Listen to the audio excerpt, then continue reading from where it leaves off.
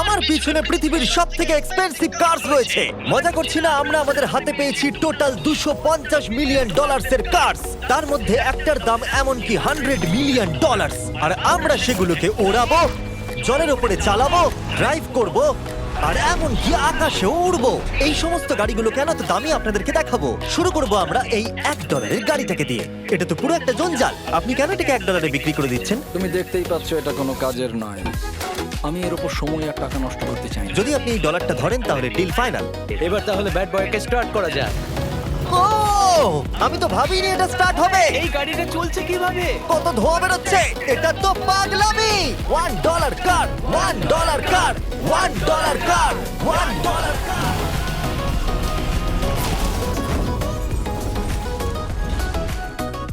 ঠিক আছে, তাহলে এটা হলো $1 কার। ভাগ্যিস আমি ওতে বসেছিলাম না। $100,000 কারটাকে নিয়ে এসো। এটা নিজে নিজেই চলতে পারে। মজা করছি না, এর ভেতরে কিন্তু কেউ নেই, তাও এটা দিব্যি চলছে। দেখা যাক 100 গ্র্যান্ডের গাড়িতে কি আছে। গাড়িটার ভেতরে তো অনেক জায়গা আছে। পৃথিবীতে অল্প কিছু গাড়ি আছে যার ভেতরে আমার বাচ্চারা ধরে যেতে পারে। তোমার আবার বাচ্চা আছে? হ্যাঁ, তোমরা সবাই চলো এটাকে নিয়ে ঘুরে আসি। টেসলা কেনার আসল কারণ হলো এটা নিজে নিজেই চলতে পারে। ঠিক আছে, আমি কিন্তু আর গাড়িটাকে চালাচ্ছি না। ও, এটা লেন চেঞ্জ করছে। এটা চলছে। এটা সত্যি নিজে নিজেই চলছে। Throttle-টা দেখো, আমি দেখো। কিন্তু থ্রটাল দিইনি আর স্টিয়ারিংও আমি হাত দিচ্ছি না। জিমি, তার মানে তুমি বলছো যে তুমি ঘুমোতে ঘুমোতে গাড়ি চালাতে পারো? না, একদম করবে না। চলো দেখা যাক গাড়িটা কত জোরে যেতে পারে। আমি পেছন থেকে হেলে গেলাম। এটা আমাকে ভয় পাইয়ে দিয়েছে। এটা তো সবে মাত্র শুরু। পরে এমন গাড়ি আমরা দেখাবো যা লিটারালি প্লেন হয়ে যাবে আর উড়বে। কিন্তু এখন আরে ল্যাম্বোটাকে দেখো, ও, ধাক্কা লেগে যাচ্ছিল। এখানে চাবি লাগানো আছে, তাও এটাকে কেউ চুরি করেনি। যদিও এই গাড়িটার দাম দ্বিগুণ, তবু এই গাড়িটার ভেতরে জায়গা অনেকটাই কম। জানি না কেন এই গাড়িটার দাম 200K, কারণ এর ভেতরে আমি ফিটি হচ্ছে না। কি জানে ল্যাম্বরগিনি কিভাবে চালাতে হয়? আচ্ছা, এটা চালু হয় কি করে? আমার মনে হয় এই শিফটারটা টিপতে হবে। ঠিক আছে, তাহলে আমরা এখন রাস্তায় নেমে পড়েছি। ও, কি সাউন্ড! ও মাই গড, কি দারুণ গাড়ি!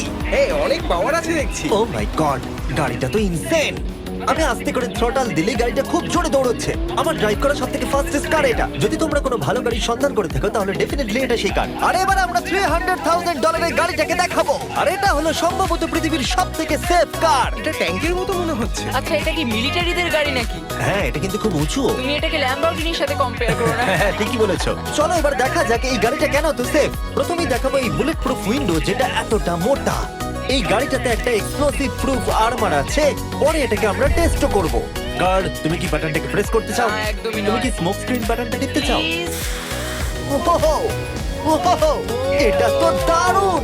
এখানে তো পুরো ধোঁয়ায় ভরে গেছে। ও মাই গড, কি বাজে গন্ধ!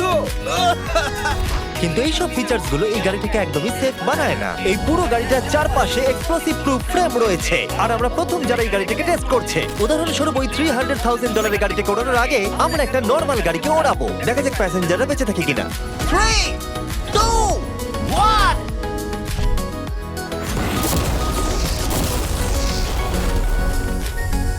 বিস্ফোরণটা এত জোরে হয়েছে যে ভিতরের ম্যানিকুইন গুলো ছিটকে এদিক ওদিকে বেরিয়ে গেছে। উপরের অংশটা উড়ে গেছে। বিস্ফোরণটাকে গাড়িটা সহ্য করতে পারেনি। আর এই গাড়িটাকে ওড়ানোর আগে ভেতরে আমি কয়েকটা ফেস্টিভ্যাল রাখবো। দেখা যাক এটা আমার চকলেটকে রক্ষা করতে পারে কিনা। সবাই বলে এটা এক্সপ্লোসিভ প্রুফ, যদিও এটাকে কখনো টেস্ট।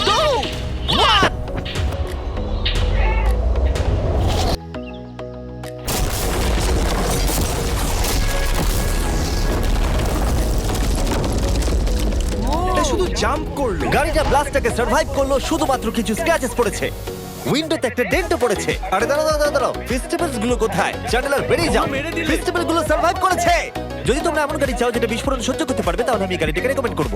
কিন্তু যেহেতু আমরা কোনো যুদ্ধে যাচ্ছি না, তাই আমরা $200,000 এক্সট্রা দিয়ে এটা পেয়েছি। $500,000 এর বোট কার। মাটিতে এটা একটা নর্মাল কার, তুমি পার্থক্যটা বুঝতেই পারবে না। কিন্তু এটা হলো মজার জিনিস, যেই আমি এটাকে জলে নামাবো এটা তৎক্ষণাৎ বোট হয়ে যাবে। চলো কার, তুমি আগে যাও। তাহলে আমরা যাচ্ছি।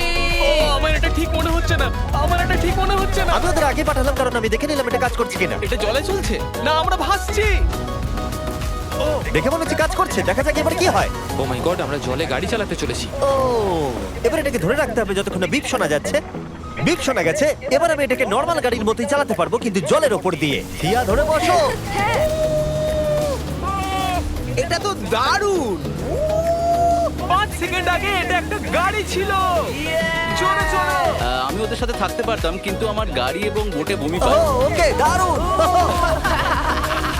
Broom boom boom. Oh my god, ঠিক আছে কর।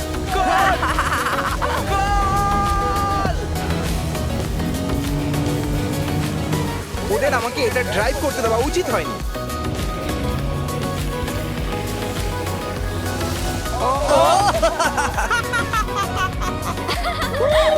আমরা পেরেছি ভাই।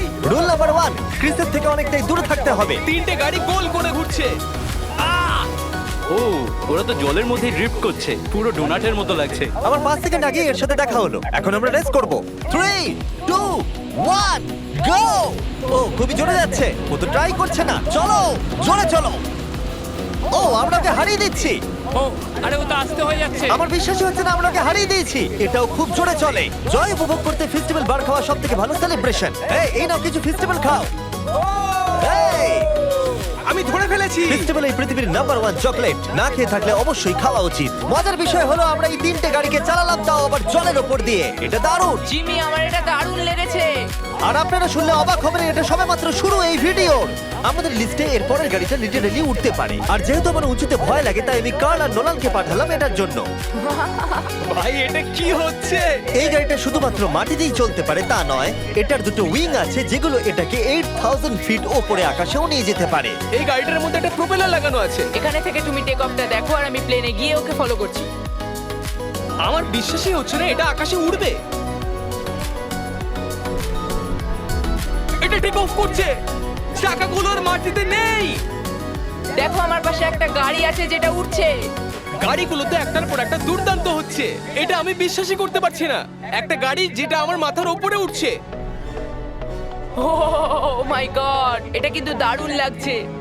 আমার মনে হয় এই পুরো গাড়িটাই স্টিল দিয়ে তৈরি। এবার ল্যান্ড করতে হবে। এরপরে $1 মিলিয়ন কার। কিন্তু আমি এবারে একটা নিয়ে আসিনি। আমি এখানে $1 মিলিয়ন অনেকগুলো কার নিয়ে এসেছি। যাতে আপনাদের একটা গাড়ি পছন্দ হয় সেই জন্য আমি 10টা গাড়ি নিয়ে এসেছি, যেগুলোর প্রত্যেকটার মূল্য হলো $1 মিলিয়ন। আর স্বাভাবিকভাবেই এই পুরো রেস ট্র্যাকটা আমরা রেন্টে নিয়ে নিয়েছি। তাই আমি আমার বন্ধুদের একটা করে গাড়ি বেছে নিতে বললাম। তোমার সাথে রাইড করবো, দেখো কোনটা চালাবে। এই গাড়িটাকে দেখো। আমি কি এই গাড়িটাতে ফিট করে যাব? ঠিক আছে, গাড়ি চালানোর সময় মেসেজ করবো না। এটা প্রাইভেট প্রপার্টি, এটা করা এখানে লিগ্যাল। ও এবার আমরা শুরু করব।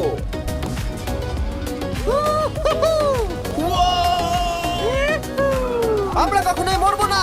এইসব কথা বলবো না। আমার মনে হচ্ছে আমি ন্যাসকারের মধ্যে আছি। আমার দারুণ লাগছে, মনে হচ্ছে ফার্স্ট অ্যান্ড ফিউরিয়াস এর কোনো সিন। এটা খুবই একটা দুর্দান্ত বিষয়, তাই না? এতগুলো দামি আর লাউড গাড়ি আমরা চালাচ্ছি। সেটাও আবার প্রাইভেট রেস হ্যাঁ, একটা প্রাইভেট রেস ট্র্যাকে। দাঁড়াও, আমি একটা মেসেজ পাঠিয়ে দিই। না, মজা করছিলাম। আমি এটাকে ক্র্যাশ করাবো। প্লিজ করো না। ও মাই গড, আমরা $1 মিলিয়ন গাড়ি নিয়ে ড্রিফট করছি।